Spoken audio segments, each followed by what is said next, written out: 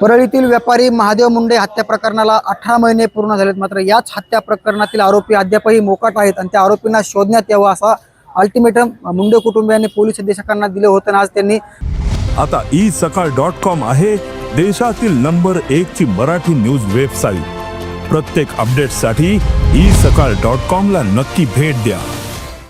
स्वतः महादेव मुंडे यांच्या पत्नी यांनी पोलीस अधीक्षक कार्यालयामध्ये येऊन पोलीस अधीक्षकांची भेट घेतली।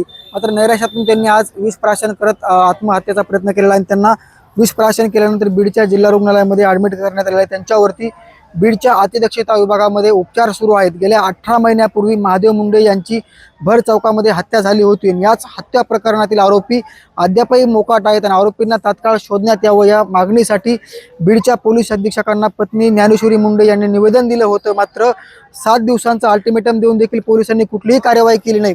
याच नैराश्यामधनं पत्नी महादेव मुंडे यांच्या पत्नी ज्ञानेश्वरी मुंडे यांनी आज बीडच्या पोलीस अधीक्षक कार्यालयामध्ये विष प्राशन करून आत्महत्येचा प्रयत्न केला आहे आणि याच्यानंतर त्यांना बीडच्या जिल्हा रुग्णालयामध्ये ॲडमिट करण्यात आले। त्यांच्यावरती बीडच्या अतिदक्षता विभागामध्ये उपचार सुरू आहेत। नक्कीच आता पोलीस काय कारवाई करतात हे देखील पाहणं महत्त्वाचं असणार आहे। मात्र गेल्या 18 महिन्यापूर्वी हत्या होऊन देखील आरोपी का शोधले जात नाहीत हा देखील मोठा प्रश्न आज या ठिकाणी निर्माण झालेला आहे। आज ज्ञानेश्वरी मुंडे यांनी पोलीस अधीक्षकांची भेट घेतल्यानंतर स्वतः विष प्राशन करून आत्महत्येचा प्रयत्न केलेला आहे आणि त्याच्यानंतर त्यांना बीडच्या जिल्हा रुग्णालयामध्ये ॲडमिट करून त्यांच्यावरती अतिदक्षता विभागामध्ये उपचार सुरू आहेत। नक्कीच पोलीस कधी कारवाई करतात, आरोपींना कधी शोधतात हे देखील पाहणं महत्त्वाचं असणार आहे।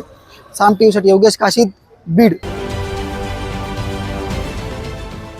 देश विदेशातील प्रत्येक घडामोडींचे लाईव्ह अपडेट मिळवण्यासाठी आता साम टीव्हीच्या सर्व सोशल मीडिया प्लॅटफॉर्मला लाईक, फॉलो आणि सबस्क्राईब करा।